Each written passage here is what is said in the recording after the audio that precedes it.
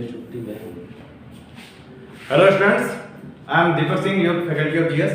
और आज हम लोग अपने एनडीए वाले स्टूडेंट्स के लिए एक नया टॉपिक स्टार्ट करेंगे। उस टॉपिक का नाम है इलेक्शन इन इंडिया, यानी कि भारत में जो इलेक्शन होता है, जो चुनाव पद्धति है वो कैसी है, कि क्या प्रोसीजर है इलेक्शन का, कैसे कोई राजनीतिक दल सत्ता में आता है और किस तरीके से सरकार वगैरह बनाता है। तो ये सारी चीज़ें हम लोग आज के टॉपिक में पढ़ेंगे।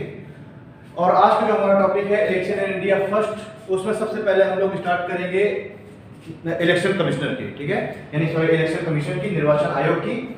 और जो राजनीतिक दल है, जो पॉलिटिकल पार्टीज हैं, वो क्या होती हैं, कैसे उनका गठन होता है, इसके बारे में आज हम लोग बात करेंगे, ठीक है। तो जैसे कि आप लोगों को पता है, निर्वाचन आयोग, सबसे पहले हम लोग अपने टॉपिक स्टार्ट इसी निर्वाचन आयोग से ही करेंगे, यानी इलेक्शन कमीशन से करेंगे।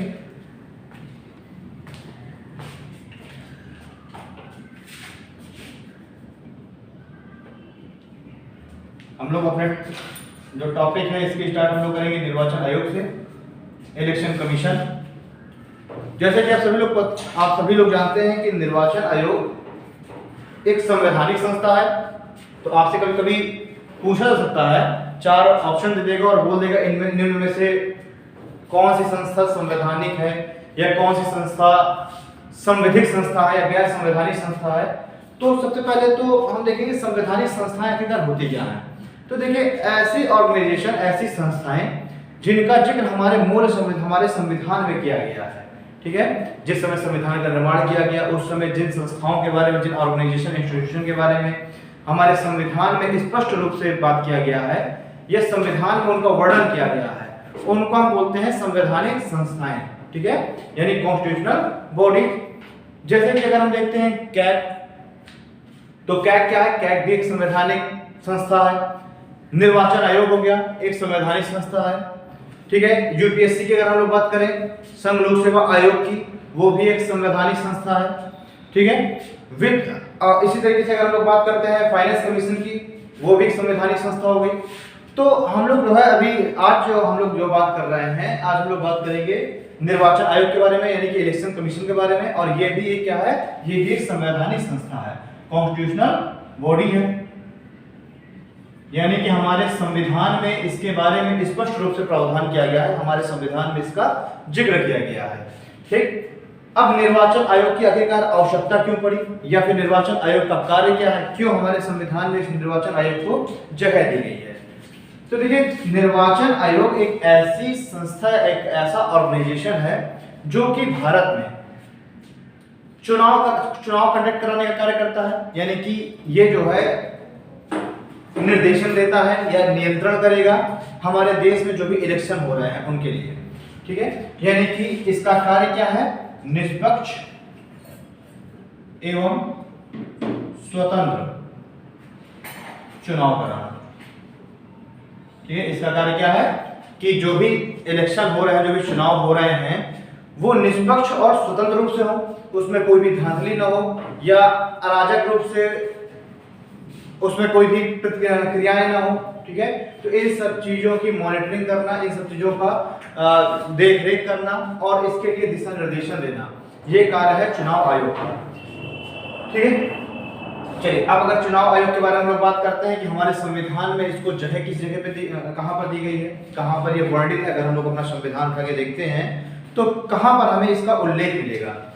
तो देखिए, हमारे संविधान में पार्ट 15 भाग 15 के आर्टिकल 324 से लेकर के और आर्टिकल 329A तक में इसका जिक्र किया गया है, यानी कि जो निर्वाचन आयोग है उसके बारे में, निर्वाचन आयोग के कार्य हो गए, शक्तियां हो गई, ठीक है, परिसीमन आयोग हो गया।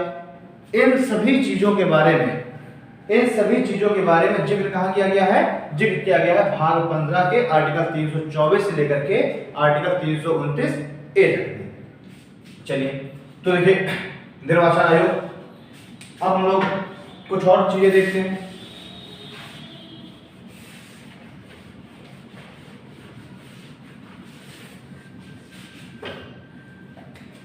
देखिए, आर्टिकल 324 जिससे कि इस निर्वाचन आयोग के बारे में जो बात स्टार्ट होती है, जो लेख स्टार्ट होता है, तो आर्टिकल 324 में निर्वाचन आयोग के बारे में उल्लेख किया गया है।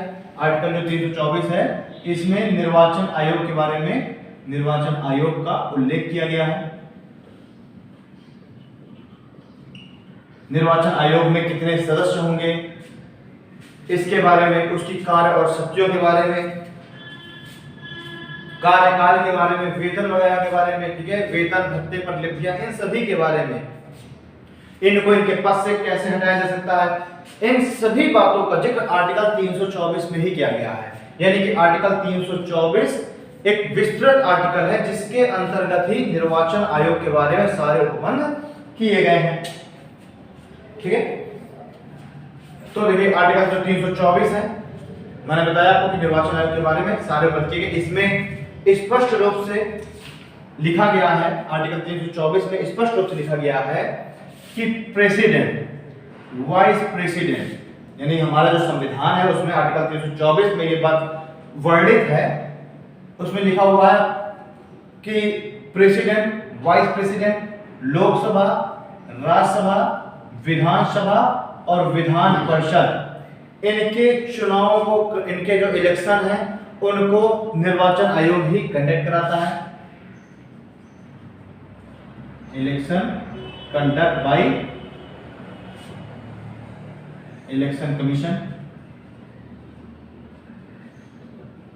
ठीक है, यानी कि अगर राष्ट्रपति का चुनाव हो, उपराष्ट्रपति का चुनाव हो, या लोकसभा का, राज्यसभा का, विधानसभा और विधान परिषद, इतने चुनावों को कंडक्ट कराने की जिम्मेदारी, उनको दिशा निर्देशित करने की, उनको जो है नियंत्रित करने की, ये सारी जिम्मेदारी किसके ऊपर है?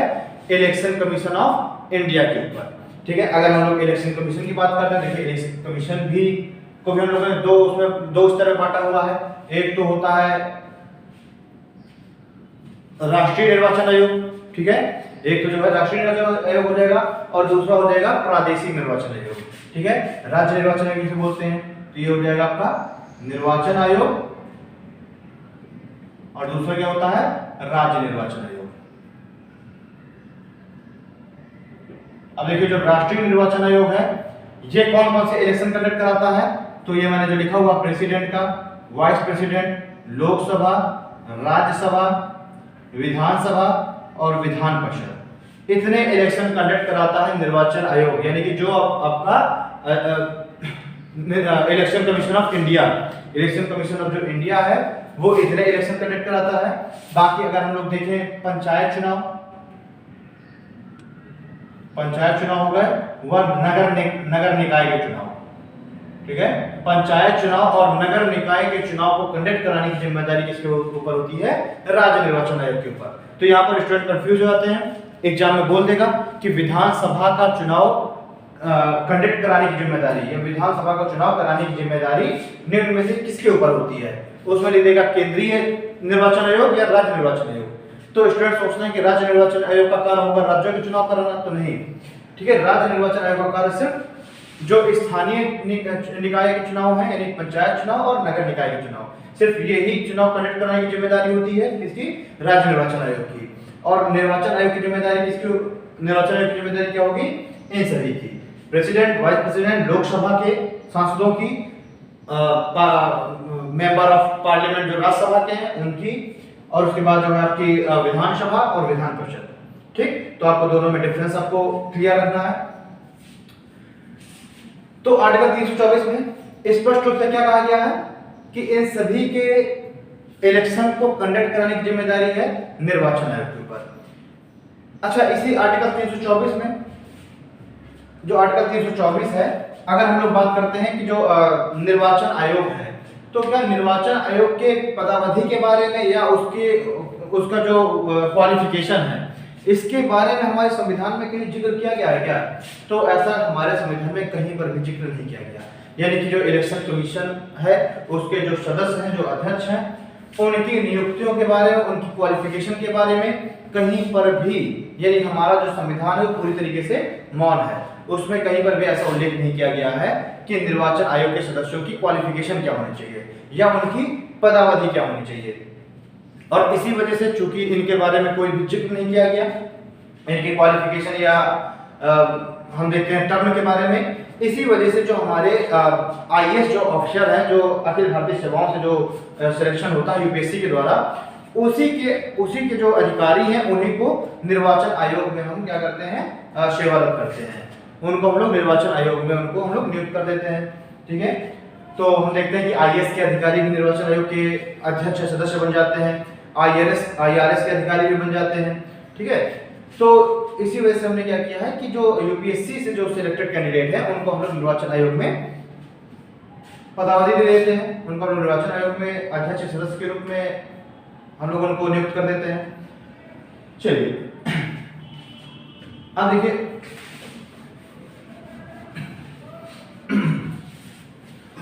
आगे देखते हैं सर,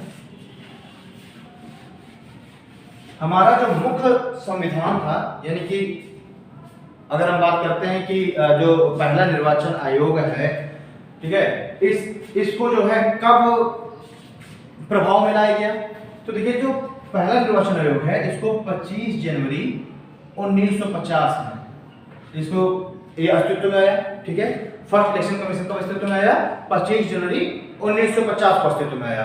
अब आप कहेंगे सर हमारा संविधान ही 26 जनवरी 1950 को लागू हुआ है, तो फिर ये पहला इलेक्शन कमीशन कैसे अस्तित्व में आ गया 25 जनवरी 1950 को? तो देखिए, हम सभी लोग जानते हैं कि हमारा जो संविधान है उसके कुछ आर्टिकल 26 नवंबर 1949 को लागू हो गए थे, यानी कुछ आर्टिकल में से कितने आर्टिकल, 16 आर्टिकल। ठीक है, हमारे संविधान के 16 आर्टिकल 26 नवंबर 1949 को ही अस्तित्व में आ गए थे। तो इन्हीं 16 आर्टिकल्स में से ही एक आर्टिकल था आर्टिकल 324। तो आर्टिकल 324 26 नवंबर 1949 को प्रकाश में आ चुका था, यानी कि ये लागू हो चुका था, और इसी आर्टिकल के अंतर्गत ही हमने 25 नवंबर 1950 को पहला इलेक्शन कमीशन की नियुक्ति कर दी, यानी जो फर्स्ट इलेक्शन कमीशन है उसको हम लोगों ने लागू कर दिया या वो प्रकाश में आ गया।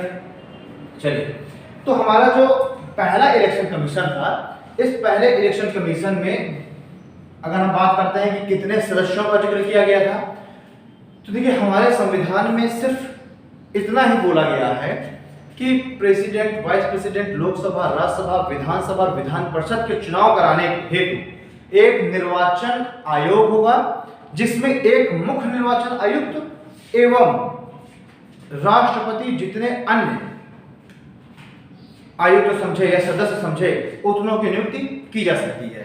इसलिए हमारा जो मुख्य, यानी जो हमारा जो मेन कॉन्स्टिट्यूशन है, उसमें कहीं पर भी इस बात का जिक्र नहीं किया गया है कि हमारे जो निर्वाचन आयोग है, जो इलेक्शन कमीशन है, उसमें कितने सदस्य होंगे। ठीक है ना, तो आपसे एग्जाम में ये पूछ भी सकता है कि जो हमारा जो बेसिक कॉन्स्टिट्यूशन था, जो हमारा मूल संविधान था, उसमें कितने निर्वाचन आयोग में कितने सदस्यों के बारे में जिक्र किया गया है, या हमारे संविधान के तहत कितने सदस्यों की नियुक्ति का जिक्र किया गया है।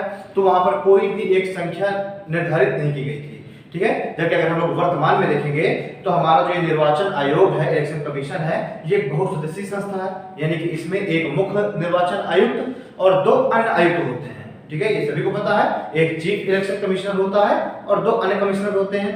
लेकिन हमारे मूल संविधान में ऐसी कहीं पर भी ऐसा जिक्र नहीं किया गया है।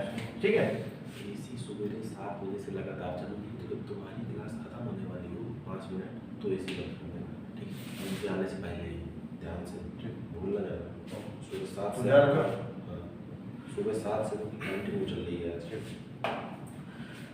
तो ठीक है, आपसे ये एक सवाल पूछ लेता है आराम से, उसमें आपको ऑप्शन में दे भी देगा कि 1, 3, 5, 7 ऐसा कोई भी संख्या दे सकता है। तो उसमें आपको ध्यान देना है कि जो हमारा जो मुख्य संविधान है, मेन कॉन्स्टिट्यूशन है, उसमें निर्वाचन आयोग में कितने सदस्य होंगे इसके बारे में कोई भी स्पष्ट प्रावधान नहीं किया गया है। उसमें क्या बोला गया है कि एक मुख्य निर्वाचन आयुक्त होगा और राष्ट्रपति जितने उचित समझे उतने अन्य सदस्यों की नियुक्ति की जा सकती है। तो देखिए, जब 25 जनवरी 1950 को हमारा पहला निर्वाचन आयोग की नियुक्ति की गई, उस समय इस निर्वाचन आयोग में केवल एक मुख्य निर्वाचन आयुक्त होता था। ठीक है, जब जो है 25 जनवरी 1950 को पहले निर्वाचन आयोग की नियुक्ति की गई, उस समय इस निर्वाचन आयोग, ये जो निर्वाचन आयोग है, ये एक सदस्यीय संस्था हुआ करता था। ये क्या था? ये एक सदस्यीय संस्था था, यानी इसमें मात्र एक सदस्य था। और वो एक सदस्य कौन था? वो एक सदस्य था केवल एक ही मुख्य निर्वाचन आयुक्त। तो अगर जो है आपसे पूछा जाए कि पहले जो मुख्य निर्वाचन आयुक्त है ये कौन है, तो आपको देखिए बताना है सुकुमार सेन। ठीक है, सुकुमार सेन पहले मुख्य निर्वाचन आयुक्त थे, जो कि 25 जनवरी 1950 से लेकर के और 1958 तक चीफ इलेक्शन कमिश्नर का पद पर रहे। और सुकुमार सेन के पश्चात फिर 1958 में फिर दूसरे निर्वाचन आयुक्त बनते हैं, उनके बारे में हम लोग बात करेंगे। तो देखिए, जो ये पहले निर्वाचन आयुक्त हैं सुकुमार सेन, ये 9 वर्षों तक, लगभग 9 वर्षों तक ये चीफ इलेक्शन कमिश्नर के पद पर रहे। ठीक है, अब देखिए 25 जनवरी 1950 से लेकर के और 1989 तक, 1950 से लेकर के 1989 तक जो ये इलेक्शन कमीशन है, जो निर्वाचन आयोग है, ये एक सदस्यीय संस्था ही रहा। और उसके बाद पहली बार 1989 में, ठीक है, पहली बार 1989 में इसमें सुधार किया गया और इसको बहुसदस्यीय संस्था बनाने के बारे में प्रावधान किया गया। ठीक है, और इसको बहुसदस्यीय संस्था बना भी दिया गया 1989 में, 1989 में। लेकिन फिर सुप्रीम कोर्ट के हस्तक्षेप के कारण इसको वापस से एक सदस्यीय संस्था में कन्वर्ट कर दिया गया। ठीक है, और फिर उसके बाद देखते हैं हम लोग 1993 में, 1993 में एक गोस्वामी समिति की सिफारिश के आधार पर इस 1993 में इसको वापस से बहुसदस्यीय संस्था बना दिया जाता है। तो देखिए, जनवरी 1950 से लेकर के और 1989 तक ये एक सदस्यीय संस्था ही थी, एक सदस्यीय संस्था था ये निर्वाचन आयोग। 1989 में इसको तालखंडे समिति की सिफारिश पर, इसको तालखंडे समिति की सिफारिश पर इसको क्या कर दिया गया? बहुसदस्यीय संस्था बनाया गया। इसको बहुसदस्यीय संस्था बना दिया गया। परंतु 1990 में सुप्रीम कोर्ट के हस्तक्षेप के कारण इसको वापस से एक सदस्यीय संस्था बना दिया गया। वापस से ये एक सदस्यीय संस्था हो गया।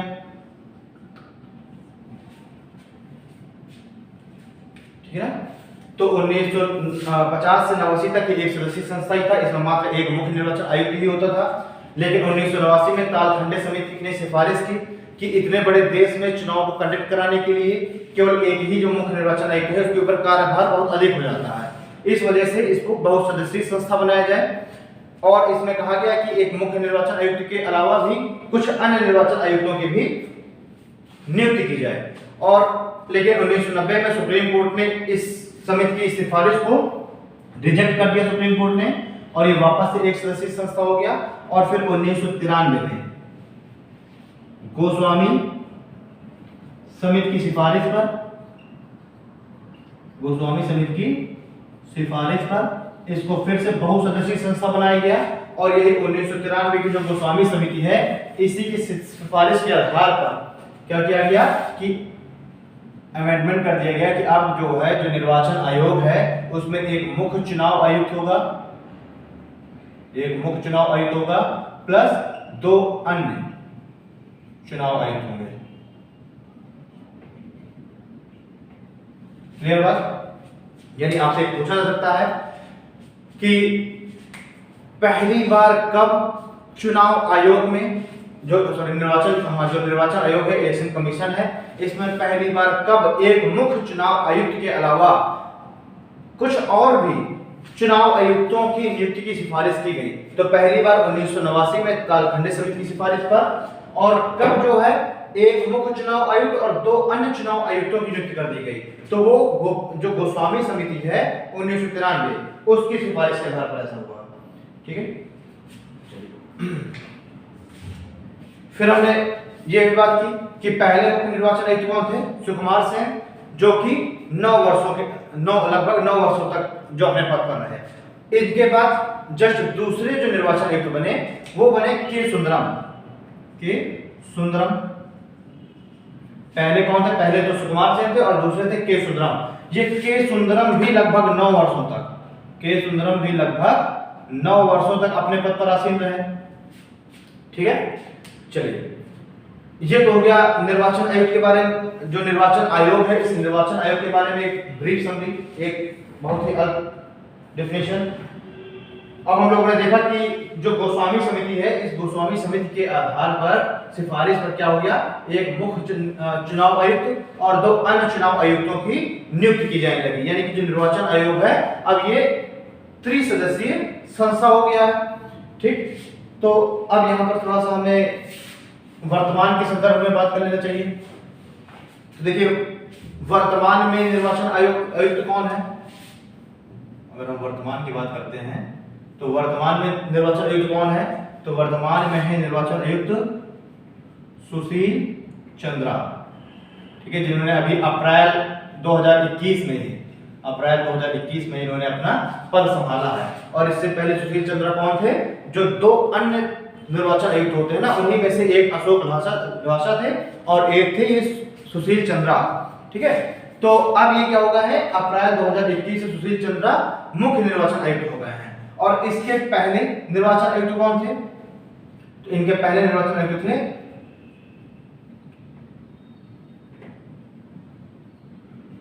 सुनील अरोड़ा, है ना। तो सुनील अरोड़ा के स्थान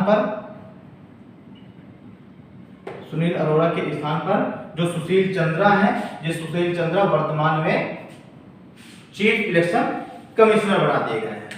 चलिए अब हम लोग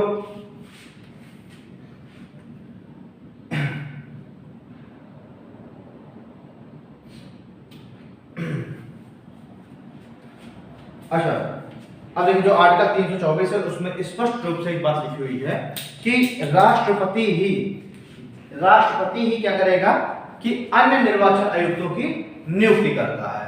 राष्ट्रपति क्या करेगा, उसमें साफ साफ लिखा हुआ है कि चुनाव आयोग में एक मुख्य निर्वाचन आयुक्त होगा और राष्ट्रपति जितने उचित समझे उतने अन्य निर्वाचन आयुक्तों की भी नियुक्ति कर सकता है। तो यहाँ पर आपसे एक क्वेश्चन पूछ लेगा, लिख देगा कि अन्य निर्वाचन आयुक्तों की संख्या में बढ़ोतरी निम्न में से किसके द्वारा की जाती है। उसमें लिख देगा संसद, मंत्रिपरिषद, राष्ट्रपति। ठीक है, ऐसे लिख देगा और वहां पर आप लगा के चले आएंगे उसका ऑप्शन संसद, जबकि गलत है। संसद क्या करता है, संसद हाई कोर्ट और सुप्रीम कोर्ट की जजों की संख्या में बढ़ोतरी करता है संसद, लेकिन निर्वाचन आयोग के जो अन्य सदस्य हैं या निर्वाचन आयोग के जो सदस्य हैं उनकी संख्या का निर्धारण करता है राष्ट्रपति। ठीक है, तो यहाँ पर एक अंतर है। निर्वाचन आयोग के सदस्यों की जो संख्या है उसमें बढ़ोतरी या इजाफा जो भी परिवर्तन है वो राष्ट्रपति के द्वारा की जाती है, जबकि हाई कोर्ट और सुप्रीम कोर्ट के जो जजेस हैं उनकी संख्या में इजाफा, संख्या में परिवर्तन संसद के द्वारा की जाती है। ठीक है, तो यहाँ पर आपको एक पॉइंट याद रखना है, मैं अच्छा यहाँ पे मेंशन कर देता हूँ। राष्ट्रपति के द्वारा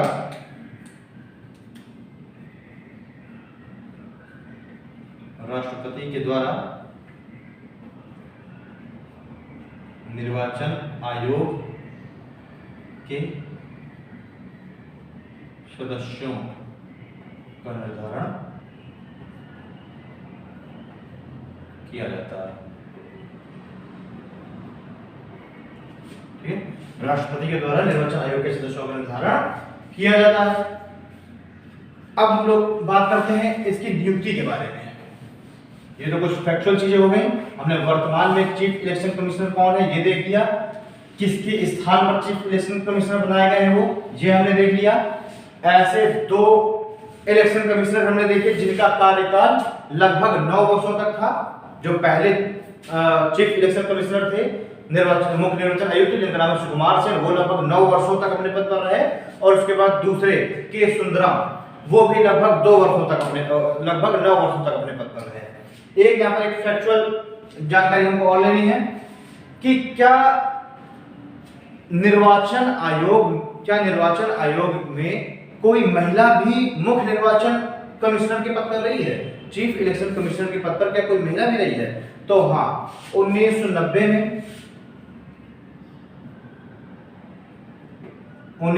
में पी रामा देवी 1990 में पी रामा देवी लगभग 17-18 दिनों के लिए, लगभग 17-18 दिनों के लिए, 17-18 दिनों के लिए, ठीक है,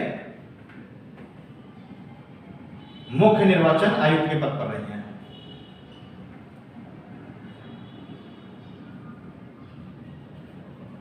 तो आपसे पूछ सकता है कि निम्न में से कौन सा निकाय है जिसमें अध्यक्ष के, जिस निकाय में अध्यक्ष के पद पे एक महिला भी आसीन रही है?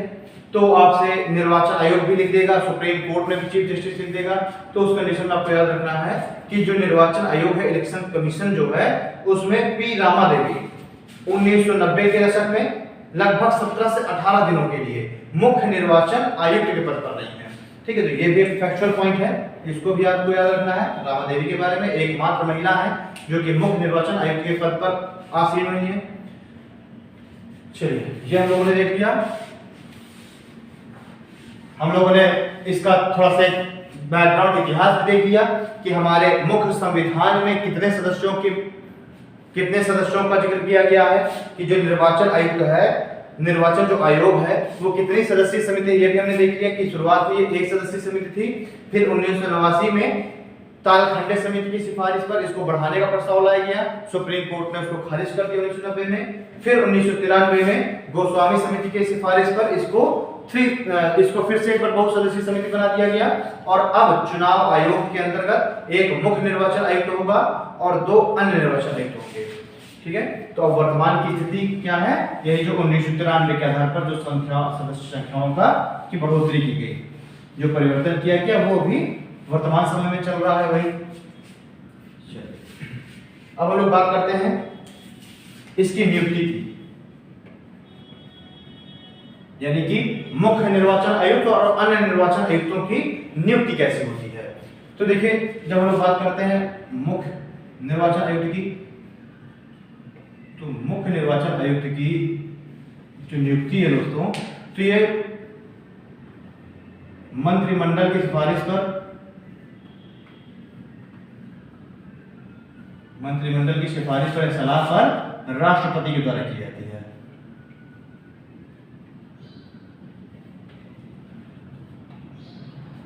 ठीक है, मुख्य निर्वाचन आयुक्त की नियुक्ति मंत्रिमंडल की सिफारिश पर राष्ट्रपति के द्वारा की जाती है।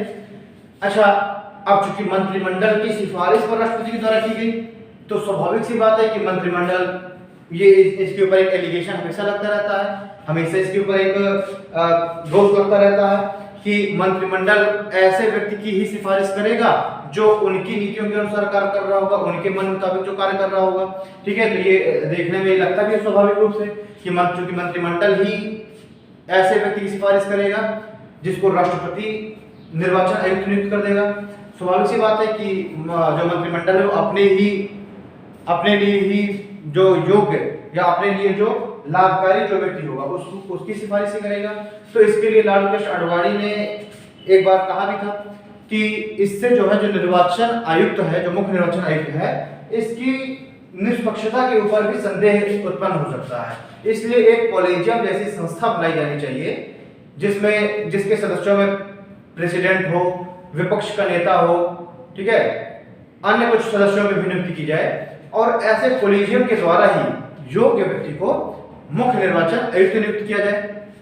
लेकिन हमारा जो संविधान है वो कहीं पर भी, हमारा जो संविधान है वो बिल्कुल से इस बात के लिए मौन है, उसमें कहीं पर भी इस बात का जिक्र स्पष्ट रूप से नहीं किया गया है कि इसकी जो क्वालिफिकेशन है, कौन जो है, कैसे व्यक्तियों को किन क्वालिफिकेशन के आधार पर किसी व्यक्ति को मुख्य निर्वाचन आयुक्त नियुक्त किया जाता है। इसलिए हमारा जो संविधान मौन है, इसी वजह से मंत्रिमंडल की सिफारिश के आधार पर राष्ट्रपति के द्वारा जो नियुक्ति की जाएगी उसी को हम लोग एक्सेप्ट करते हैं। लेकिन लालू प्रसाद आडवाणी की वो जो सलाह है उसको स्वीकार किया नहीं गया और ये परंपरा अभी भी चल रही है कि मंत्रिमंडल ही किसी मतलब या आईएएस अधिकारी को ही खींचा जाता है, लेकिन किसी भी आईएएस अधिकारी को जिसको मंत्रिमंडल चाहेगा उसको राष्ट्रपति को, उसका नाम राष्ट्रपति के पास भेजेगा और राष्ट्रपति को ऐसे व्यक्ति को चीफ इलेक्शन कमिश्नर नियुक्त करना पड़ता है। ठीक है, अब अगर हम बात करें कि अन्य निर्वाचन आयुक्तों की नियुक्ति कौन करेगा,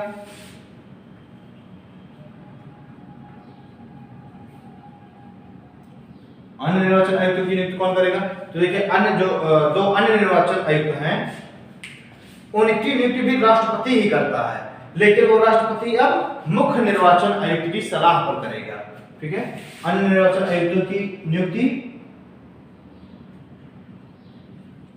मुख्य निर्वाचन आयुक्त की सलाह पर राष्ट्रपति द्वारा की जाएगी।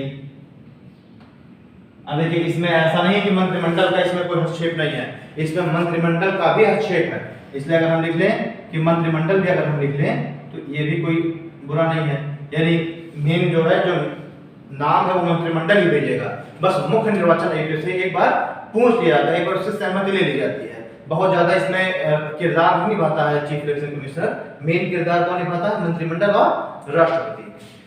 चलिए ये तो बात हो गई नियुक्ति के बारे में। ठीक है, तो इसकी नियुक्ति कौन करता है? सीधे सीधे लिखा हुआ है चीफ इलेक्शन कमीशन की भी नियुक्ति राष्ट्रपति करेगा, और जो अन्य निर्वाचन आयुक्त हैं, दो अन्य जो निर्वाचन आयुक्त हैं उनकी नियुक्ति भी राष्ट्रपति के द्वारा की जाएगी। अब हम देखेंगे अगर कार्यकाल की बात करें, इनका कार्यकाल, तो देखिए चीफ इलेक्शन कमिश्नर और अन्य जो निर्वाचन आयुक्त हैं इनके पदावधि और कार्यकाल के बारे में हमारा संविधान पूरी तरीके से मौन है। हमारे संविधान में कहीं पर भी जिक्र नहीं किया गया है कि इनका कार्यकाल क्या होगा। ठीक है, लेकिन बाद में फिर कुछ उपबंध किए गए और उनके आधार पर जो चीफ इलेक्शन कमिश्नर है, चीफ इलेक्शन कमिश्नर, इस चीफ इलेक्शन कमिश्नर का जो कार्यकाल है वो 6 वर्ष या 65 वर्ष की आयु तक, जो भी पहले हो जाए, चाहे वो 6 वर्ष उसकी कार्यकाल 6 वर्ष हो जाए तो भी वो रिटायर्ड हो जाएगा, और चाहे वो अगर 62 साल की उम्र में वो चीफ इलेक्शन कमिश्नर बनाया जाए और 65 और उसकी 3 साल बाद ही 65 वर्ष की आयु पूरी हो जाए तो भी उसको जो है क्या करना पड़ेगा, तब भी वो क्या हो जाएगा? पदमुक्त हो जाएगा। ठीक है, तब भी वो रिटायर्ड हो जाएगा। तो 6 वर्ष या 65 वर्ष की आयु जो भी पहले हो, जो भी पहले हो जाए। ठीक है, तो ये हो जाएगा चीफ इलेक्शन कमिश्नर का कार्यकाल। अन्य निर्वाचन आयुक्तों का अगर हम कार्यकाल की बात करें, अगर हम अदर इलेक्शन कमिश्नर की बात करते हैं, जो दो अदर इलेक्शन कमिश्नर हैं, तो इनका देखिए जो कार्यकाल है वो भी 6 वर्ष और 62 वर्ष की आयु। ठीक है, 6 वर्ष और 62 वर्ष की आयु तक जो अदर इलेक्शन कमिश्नर हैं उनकी नियुक्ति की जाएगी। साथ ही साथ देखिए हमारे संविधान में कहीं पर भी इस बात का जिक्र नहीं किया गया है कि चीफ इलेक्शन कमिश्नर या जो अदर इलेक्शन कमिश्नर हैं ये जब रिटायर्ड हो जाएंगे, जब ये सेवानिवृत्त हो जाएंगे, तो ये किसी भी राज्य सरकार या केंद्र सरकार के अधीन किसी भी पद पर कार्य नहीं करेंगे।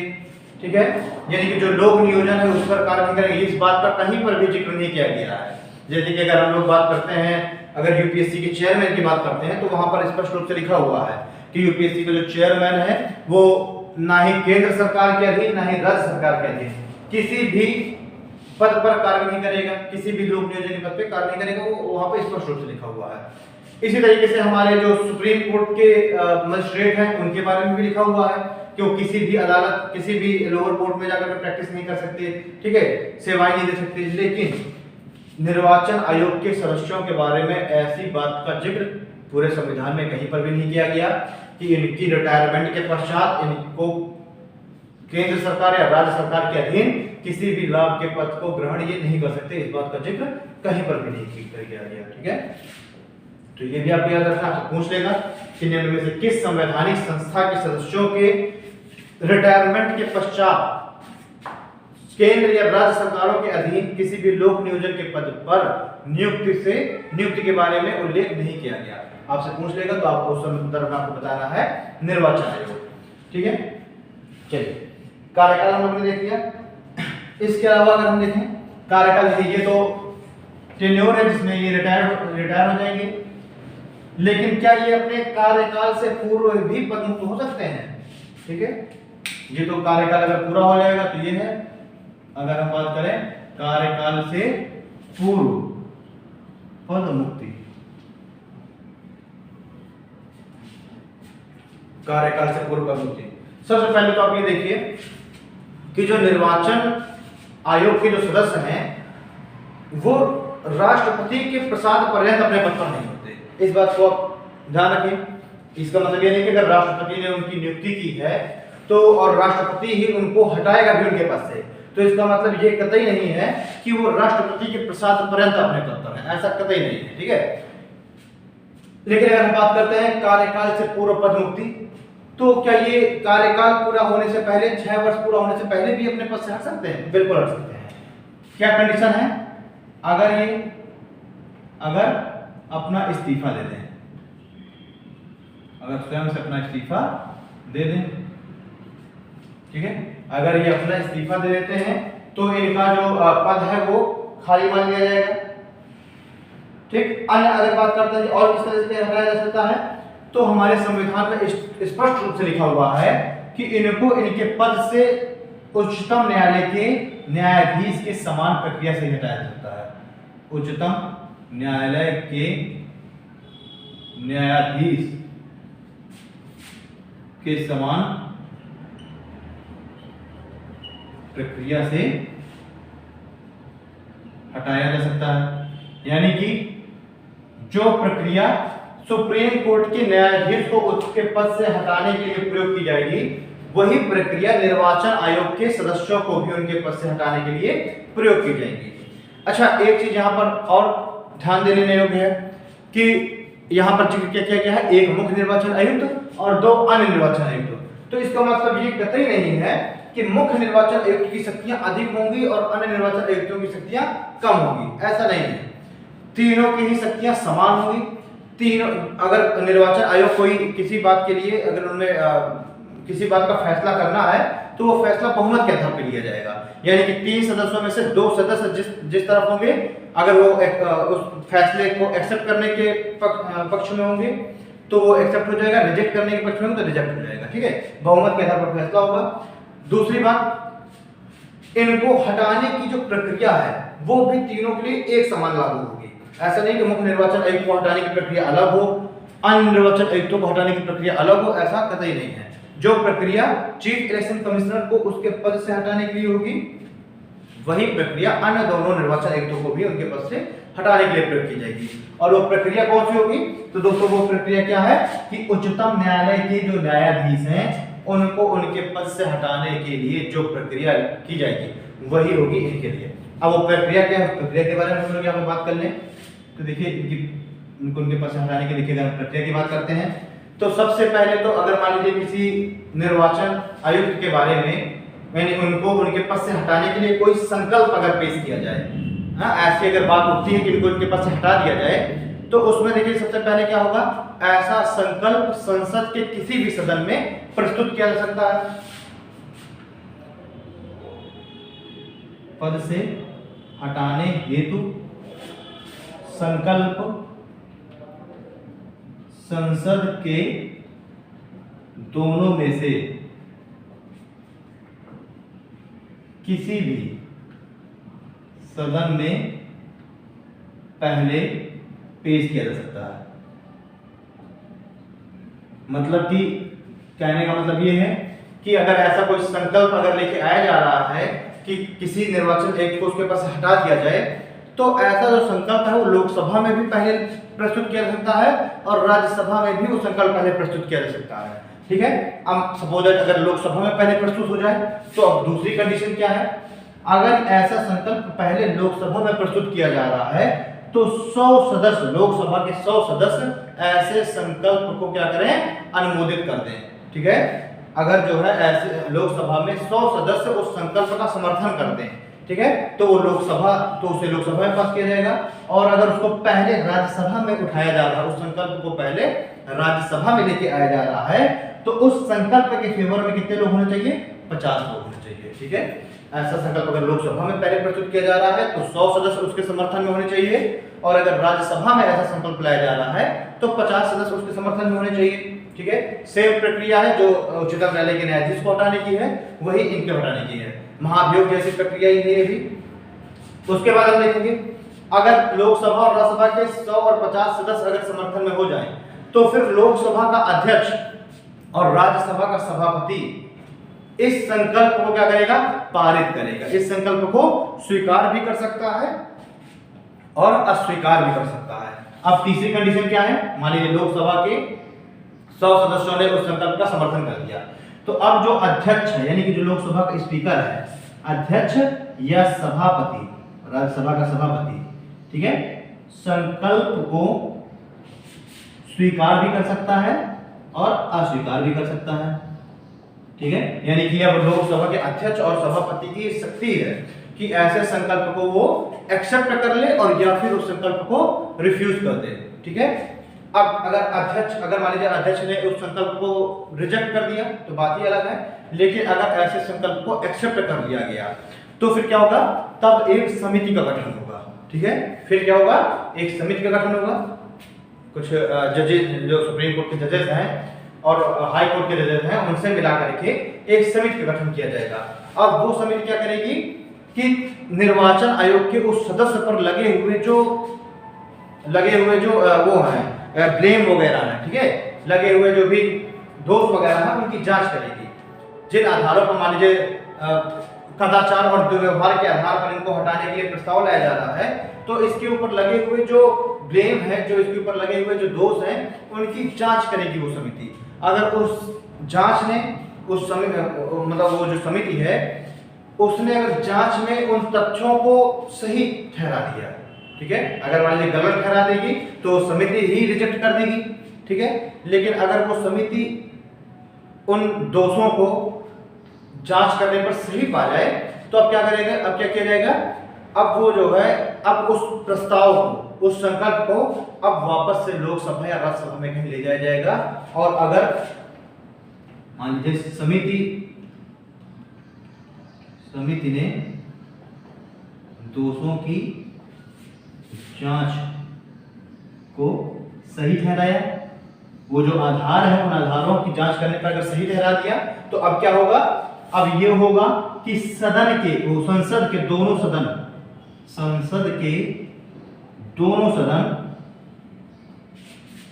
बहुमत से प्रस्ताव पारित करेंगे, ठीक है।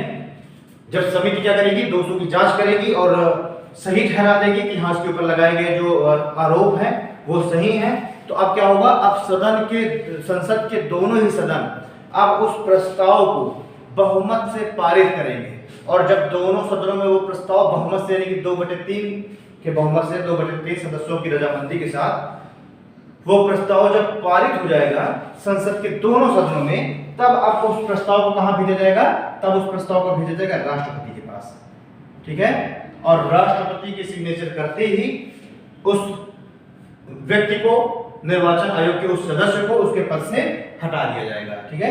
तो अब राष्ट्रपति क्या करेगा, राष्ट्रपति निर्वाचन आयोग के सदस्य को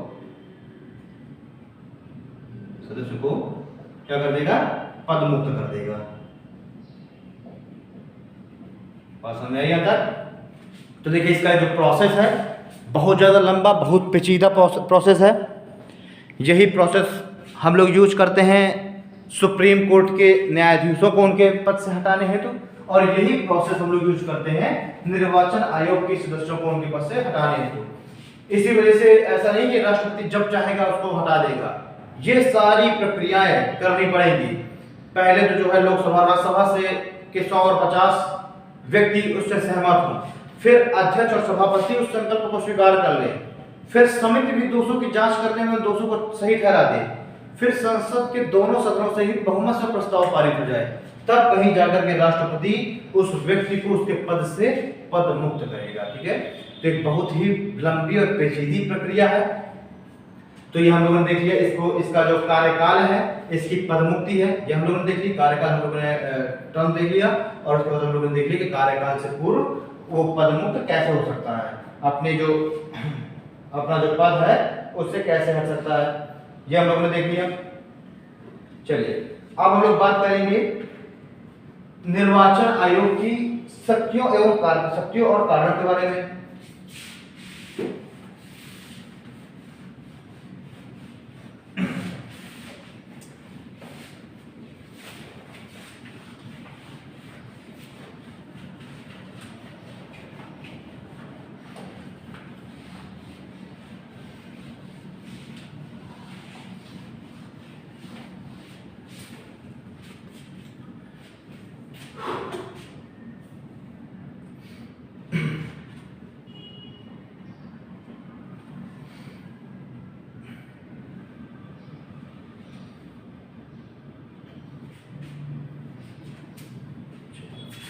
हम लोग क्या देखेंगे, निर्वाचन आयोग के कार्य देख लें पहले।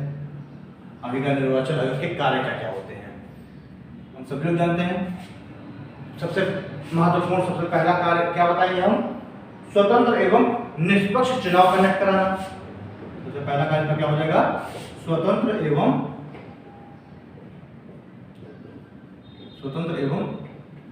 निष्पक्ष चुनाव संपन्न कराना। सबसे महत्वपूर्ण कार्य क्या हो जाएगा, स्वतंत्र एवं निष्पक्ष चुनाव संपन्न कराना, स्वतंत्र एवं निष्पक्ष चुनाव कंडक्ट कराना। इसका सबसे महत्वपूर्ण पहला कार्य हो गया। इसमें हम लोग नोट डाल के एक बात लिख लेंगे, स्वतंत्र एवं निष्पक्ष चुनाव संपन्न कराने के लिए संघ एवं राज्य के अधीन कार्य करने वाले कर्मचारी निर्वाचन के दौरान निर्वाचन आयोग के अधीन कार्य करते हैं और उन्हें आदेश देने का अधिकार भी निर्वाचन आयोग को ही होता है। अब मान के चलिए कि संघ सरकार का यानी कि केंद्र का या फिर राज्य विधानसभा का कोई चुनाव होना है, ठीक है, उस चुनाव की क्या हो गई, अधिसूचना जारी कर दी गई। अच्छा, चुनाव की अधिसूचना कौन जारी करता है, बहुत महत्वपूर्ण बात है। यहाँ पर देखिए, चुनाव की अधिसूचना कौन जारी करता है, चुनाव की अधिसूचना कौन जारी करता है, तो देखिए चुनाव की अधिसूचना राष्ट्रपति या राज्यपाल जारी करता है, ठीक है। चुनाव की अधिसूचना कौन जारी करेगा, संघ सरकार का अगर चुनाव होना है, केंद्र का चुनाव होना है तो उसकी अधिसूचना जारी करेगा राष्ट्रपति, और अगर राज्यों का चुनाव होना है तो उसकी अधिसूचना कौन जारी करेगा, राज्यपाल। अब जब चुनावों की अधिसूचना जारी हो गई, ठीक है, चुनाव की अधिसूचना जारी हो गई, तो अब डेटों का निर्धारण यानी तिथि का निर्धारण कि किस डेट पर चुनाव होना है और उसका एक पूरा टाइम टेबल कि कहां का चुनाव किस दिन होना है, कितने सीटों का चुनाव किस दिन होना है, इन सभी चीजों का निर्धारण कौन करेगा, इलेक्शन कमीशन करता है, ठीक है। तो चुनाव की अधिसूचना कौन जारी करता है, राष्ट्रपति या राज्यपाल, और फिर इनकी अधिसूचना के आधार पर जो इलेक्शन कमीशन है, ये इलेक्शन कमीशन क्या करेगा, इलेक्शन कमीशन तिथियों का निर्धारण करेगा, ठीक है। इलेक्शन कमीशन तब क्या करता है, इन अधिसूचना के आधार पर ही तिथियों का निर्धारण करता है। हम लोग बात कर रहे थे इसके कार्यों की, तो देखिए पहले तो स्वतंत्र एवं निष्पक्ष चुनाव संपन्न कराना। अब मान के चलिए कि कहीं का इलेक्शन होना है, सपोज दैट विधानसभा का कोई चुनाव होना है, ठीक है। अब विधानसभा का जब चुनाव होगा तो जो निर्वाचन आयोग है वो राज्यपाल से ऐसी डिमांड कर सकता है कि हमको ये चुनाव कंडक्ट कराने के लिए, क्योंकि चुनाव एक बहुत ही लेंथी, बहुत ही बड़ी प्रक्रिया होती है, जटिल प्रक्रिया होती है, बहुत ही ज्यादा उसमें मैन पावर की आवश्यकता होती है, बहुत ज्यादा लोगों की आवश्यकता होती है जो कि निष्पक्ष और स्वतंत्र रूप से चुनाव कंडक्ट कराने में मदद करें चुनाव आयोग की, ठीक है। क्योंकि चुनाव आयोग इतनी बड़ी एक रिक्रूटमेंट हमेशा करके रखता नहीं है। चुनाव आयोग क्या करेगा, जब भी कभी इलेक्शन होंगे तब भी वो केंद्र सरकार या राज्य सरकार के अधीन कार्यालयों में जो सेवारत कर्मचारी हैं उनको ही वो कुछ समय के लिए वो नियुक्त कर लेता है, कुछ समय के लिए वो चुनाव ड्यूटी में लगा देता है। आप लोगों ने सुना होगा अधिकतर टीचरों वगैरह की चुनाव ड्यूटी, कभी भी इलेक्शन हो रहे थे जब पंचायतों के, तब भी जो टीचर्स हैं, शिक्षक हैं, उनकी ड्यूटी लगा दी जाती है, उनकी ड्यूटी लगा दी गई थी। तो अब क्या है कि देखिए ये जो शिक्षक हैं वो राज्य सरकार के अधीन है, लेकिन अब जब चुनाव आयोग जब राज्यों में इलेक्शन कंडक्ट कराएगा तो वो राज्यपाल से, चीफ मिनिस्टर से नहीं, राज्यपाल से वो क्या करेगा, राज्यपाल से वो डिमांड करेगा कि हमको निष्पक्ष और स्वतंत्र चुनाव कराने के लिए राज्य के अधीन जो कर्मचारी हैं उनको कुछ समय के लिए हमें जो है दे दिया जाए, ठीक है, कुछ समय के लिए उनको हमारे साथ काम कार्य करने की परमिशन दे दी जाए, ठीक है। अब राज्यपाल क्या करेगा, राज्यपाल भी चुनाव आयोग की मदद करने के लिए कि चुनाव आयोग ढंग से चुनाव वगैरह करा सके, जो कर्मचारी हैं उनको क्या कर देगा, चुनाव आयोग को दे देगा कि ठीक है आप इलेक्शन कंडक्ट कराइए, ठीक। तो देखिए अब जब मान के चलिए कि कोई कर्मचारी है, सपोज शिक्षक ही है, शिक्षक अब क्या चुनाव ड्यूटी में है, तो क्या शिक्षक अब चीफ मिनिस्टर के आदेशों के अनुसार कार्य करने के लिए बाध्य है? तो नहीं। क्यों? क्योंकि अब इस दौरान जब तक वो चुनाव ड्यूटी पर है, ठीक है, जब तक कि जो निर्वाचन आयोग है वो उनको कंट्रोल कर रहा था, उस समय उनको सारे दिशा निर्देश देने का, सारे आदेश देने का शक्तियां किसके पास है? निर्वाचन आयोग के पास है। ठीक है, तो आपको ध्यान देना है कि जिस समय राज्य का कोई कर्मचारी चुनाव ड्यूटी में कार्य कर रहा है, यह निर्वाचन आयोग के अधीन कार्य कर रहा है, ठीक है, तो उस समय अब राज्य सरकार उसको कोई भी दिशा निर्देश या आदेश नहीं दे सकती। उस समय उनको दिशा निर्देश और आदेश कौन देगा? निर्वाचन आयोग होगा। ठीक, तो यहां पर हम लोग लिख लेंगे, नोट डाल के लिख लीजिए, राज्य या केंद्र सरकार के अधीन कार्यरत कर्मचारी चुनाव आयोग की सहायता निष्पक्ष एवं स्वतंत्र चुनाव संपन्न कराने में करते हैं। ठीक है, राज्य और केंद्र सरकार के अधीन कार्यरत का जो कर्मचारी है वो चुनाव को निष्पक्ष और स्वतंत्र संपन्न कराने हेतु चुनाव आयोग की मदद करेंगे। और इस दौरान चुनाव आयोग ही या चुनाव आयोग के आदेश एवं दिशा निर्देशों के अंतर्गत ही कार्य करते हैं। ये जो कर्मचारी हैं वो अब इस दौरान चुनाव आयोग के ही दिशा निर्देश और आदेशों के अनुसार ही कार्य करेंगे। ठीक है, यानी कि उनको आदेश देने का अधिकार किसका होगा? निर्वाचन आयोग को होगा। अब देखिए ये क्या है, ये एक तरीके से ये क्या है, आदेश और दिशा निर्देश देने की जो ये क्या है अधिकार है, ये निर्वाचन आयोग की एक शक्ति है। निर्वाचन आयोग की क्या है? ये शक्ति है। कर्मचारी तो राज्य और केंद्र सरकार के अधीन है, लेकिन चुनाव ड्यूटी पर कौन लगा ले रहा है? निर्वाचन आयोग। और उनको आदेश और दिशा निर्देश भी निर्वाचन आयोग दे रहा है। एक तरीके से क्या है, ये शक्ति है निर्वाचन आयोग की।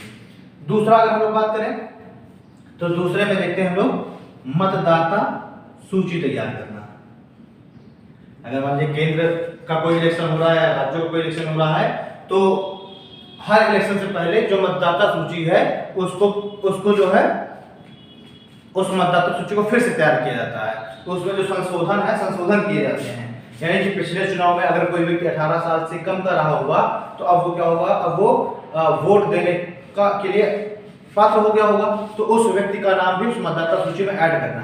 तो हर इलेक्शन से पहले, चाहे वो केंद्र का इलेक्शन हो या राज्य का इलेक्शन हो, मतदाता सूची तैयार करने का जो अधिकार है, तैयार करने का कार्य कौन करता है? निर्वाचन आयोग करता है। ठीक है, तो देखिए अब हम देखते हैं इसमें भी थोड़ा सा एक नोट देख लें। तो देखिए जो आर्टिकल 325 है, आर्टिकल 325 ये प्रावधान करता है कि किन व्यक्तियों को, जो आर्टिकल 325 है वो ये प्रावधान करता है कि किन व्यक्तियों को निर्वाचन आयोग क्या कर सकता है?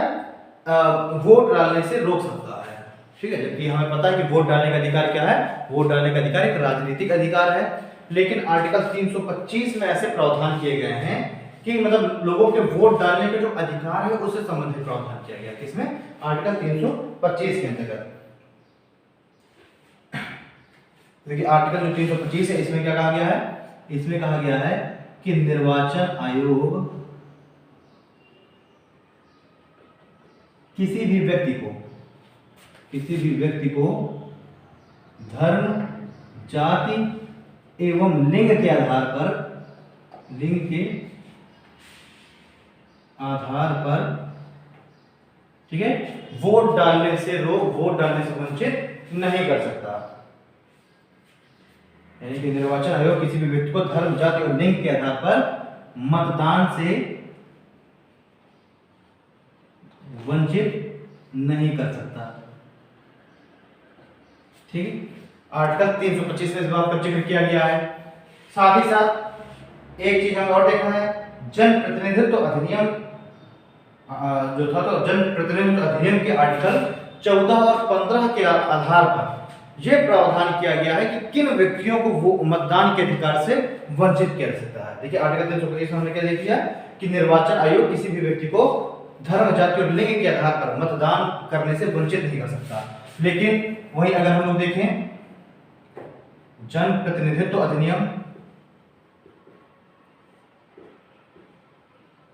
जन प्रतिनिधित्व अधिनियम अगर हम देखते हैं, जन प्रतिनिधित्व अधिनियम के आर्टिकल 14 एवं आर्टिकल 15 में यह प्रावधान किया गया है कि निर्वाचन आयोग जो है किन व्यक्तियों को मतदान के अधिकार से वंचित कर सकता है। तो इसको हमें देखना है।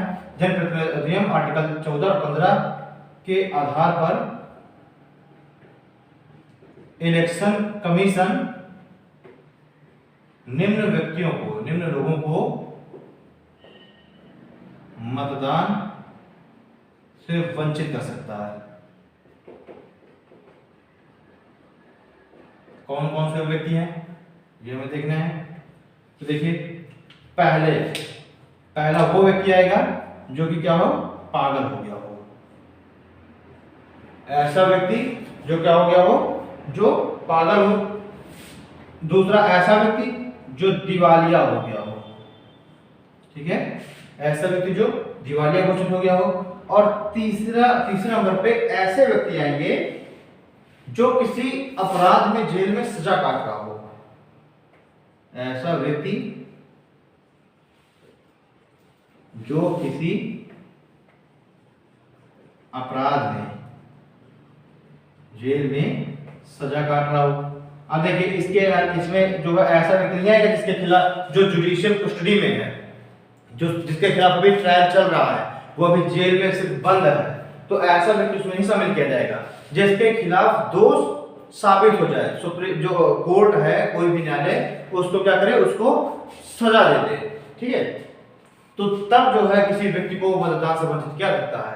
लेकिन अगर किसी व्यक्ति के खिलाफ केवल अभी ट्रायल चल रहा है, वो सिर्फ जुडिशियल कस्टडी में है, तो नहीं ऐसे व्यक्तियों को वंचित किया जा सकता।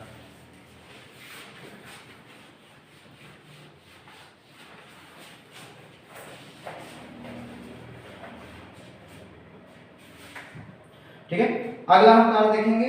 इसका अगला कार्य है राजनीतिक दलों को मान्यता देना और उनका पंजीकरण करना।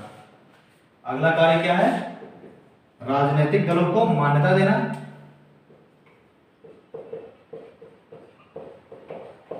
राजनीतिक दलों को मान्यता देना एवं पंजीकरण करना, उनको जो है रजिस्टर करना। राजनीतिक जो दल है, जो पॉलिटिकल पार्टीज हैं, उनको मान्यता देने का कार्य किसका है, इलेक्शन कमीशन का है। और उनको जो है रजिस्टर्ड कौन करेगा, तो इलेक्शन कमीशन करेगा, ठीक है। अगर हम लोग अब यहाँ पर राजनीतिक दलों की बात आई है, तो अगर हम लोग राजनीतिक दलों के बारे में थोड़ा सा देखें तो देखिए राजनीतिक दल, अच्छा छोड़िए राजनीतिक दल हम लोग बाद में देखेंगे, इकट्ठा हम लोग राजनीतिक दल पढ़ेंगे। पहले हम लोग देख लेते हैं इसके और कौन कौन सी शक्तियां हैं, ठीक है। एक शक्ति हम लोग देखिए राजनीतिक दलों को मान्यता देना और उनका पंजीकरण करना। अगली शक्ति इसकी चौथी शक्ति है, इसमें देखेंगे चुनाव चिन्हों का आवंटन करना। जो चुनाव चिन्ह है उनका आवंटन कौन करता है, तो इलेक्शन कमीशन करता है, ठीक है। चुनाव क्षेत्रों का परिसीमन करना, जो चुनाव क्षेत्र हैं उन चुनाव क्षेत्रों का कि कौन सा क्षेत्र किस चुनाव क्षेत्र के अंतर्गत आएगा, तो चुनाव क्षेत्रों का परिसीमन करना। यह भी किसका कार्य है, यह भी इलेक्शन कमीशन का कार्य है, ठीक है। चुनाव क्षेत्रों का परिसीमन करना इलेक्शन कमीशन का कार्य हो गया। अब अगर हम लोग इलेक्शन कमीशन के बारे में बात करते हैं, ये जो परिसीमन आयोग के बारे में अगर हम बात करते हैं, तो देखिए जो इलेक्शन कमीशन है वो क्या करेगा, एक परिसीमन आयोग का गठन करेगा। और जो परिसीमन आयोग है, इस परिसीमन आयोग में भी 3 सदस्य होंगे। एक तो इस परिसीमन आयोग का एक होगा अध्यक्ष और 2 अन्य सदस्य होंगे, ठीक है। तो परिसीमन आयोग का क्या होगा, एक अध्यक्ष होगा और इसमें परिसीमन आयोग में 2 अन्य सदस्य होंगे। और इन्हीं की सिफारिश के आधार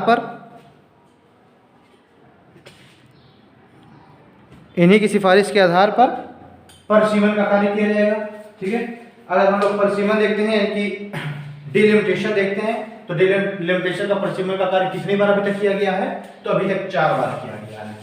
ठीक है, सबसे लेटेस्ट जो हुआ है वो 2001 की जनगणना के आधार पर 2002 में हुआ था, और इसी 2002 के में जो परिसीमन हुआ था, इसी के आधार पर 2026 तक के लिए सीटों को निर्धारित कर दिया गया। यानी कि अगला जो परिसीमन आयोग की बैठक होगी या परिसीमन आयोग सीटों का अगला डिलिमिटेशन करेगा, वो कब करेगा? 2026 में करेगा। ठीक, अब इसमें अगर हम बात करते हैं कि जो परिसीमन आयोग है, इसमें जो सदस्य हैं या जो अध्यक्ष है वो कौन होते हैं, तो इसमें जो है सुप्रीम कोर्ट का जो रिटायर्ड जज होगा वो कौन होगा? वो अध्यक्ष होगा। और जो चीफ इलेक्शन कमिश्नर है वो इसका एक एक्स ऑफिशियो एक मेंबर होता है। ठीक है, तो इसमें जो है अध्यक्ष कौन होगा? अध्यक्ष होगा सेवानिवृत्त न्यायाधीश सुप्रीम कोर्ट का। और एक पदेन सदस्य कौन होगा? पदेन सदस्य के रूप में देखिए 2 अन्य सदस्य है ना, तो इन 2 अन्य सदस्यों में एक पदेन सदस्य के रूप में होगा चीफ इलेक्शन कमिश्नर। और जो एक अदर जो सदस्य है वो कौन होगा? वो मंत्रिमंडल के द्वारा नियुक्त किया गया एक विधि का जानकार व्यक्ति। ठीक है, तो इस तरीके से 3 मेंबर्स को मिला करके एक डिलिमिटेशन कमीशन का गठन किया जाता है। चलिए,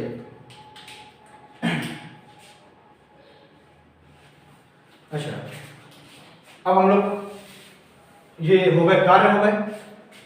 अगर हम लोग देखते हैं कि इनको जो है इनके पद से हटाने के लिए और क्या प्रक्रिया की जा सकती है, तो देखिए आर्टिकल 102 और आर्टिकल 191 के तहत, आर्टिकल 102 और आर्टिकल 191 के आधार पर सदस्यों की अयोग्यता के आधार पर राष्ट्रपति को अगर सुझाव देगा कौन? चीफ इलेक्शन कमिश्नर, तो इनको इनके पद से हटाया जा सकता है।